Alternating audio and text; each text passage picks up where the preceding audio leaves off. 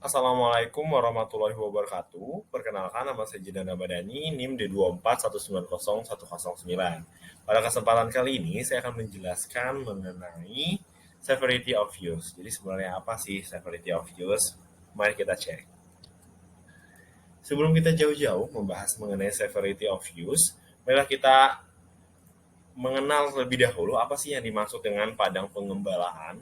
Nah, apa sih sebenarnya?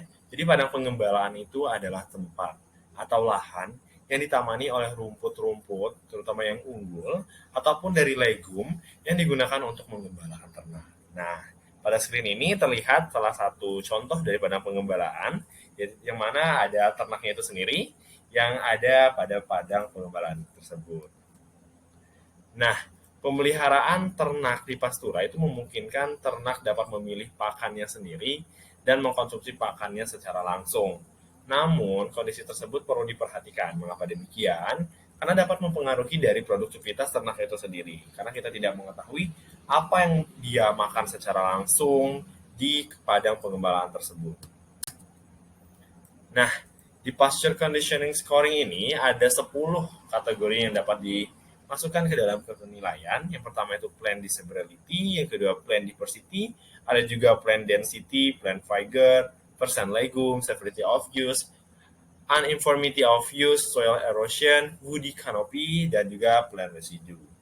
Nah, kita masuk ke pembahasan yang akan saya bahas, yaitu severity of use.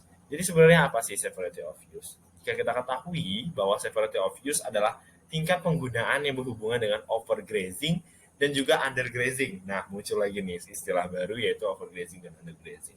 Overgrazing adalah jumlah ternak yang melebihi dari kapasitas tampung si padang penggalaan tersebut. Yang mana jika kita ketahui bahwa rumput ataupun hijauan yang terdapat pada padang pengembalaan tersebut itu lebih sedikit. Sehingga hal ini ditandai dengan adanya rumput-rumput yang pendek ataupun menimbulkan kerusakan lahan dan juga penurunan dari produktivitas hasil ternak tersebut. Selain itu, ada juga undergrazing. Undergrazing adalah ketika ternak itu lebih sedikit dibandingkan kapasitas tampung dari padang penggembalaan tersebut. Nah, hal ini dicirikan dengan adanya rumput yang tinggi ataupun rumput yang mulai tua yang mana ditandakan dengan adanya bunga mungkin dan dengan adanya rumput yang tua ini sehingga kandungan serat dari rumput tersebut pun ikut meningkat. Nah, yang mana secara morfologi ataupun secara fisiologisnya rumput yang tua tersebut tidaklah baik jika dikonsumsi oleh ternak seperti itu karena kandungan seratnya yang sudah tinggi seperti itu.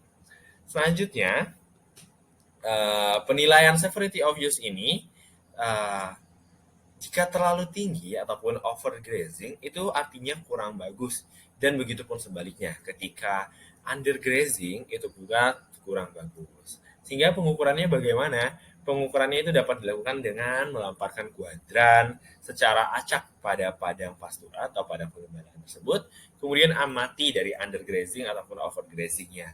Lalu gimana sih mengenai indikator penilaian dari severity of use ini? Nah, jika kita melihat pada video yang ada di lecture New LMS, indikator penilaiannya itu menunjukkan angka 4, yaitu masuk ke dalam moderate.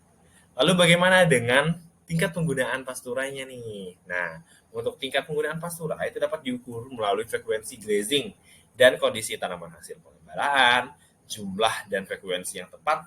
Ini pun juga sangat penting dalam pemeliharaan pastura sehingga pemeliharaan pastura menjadi lebih produktif. Seperti itu.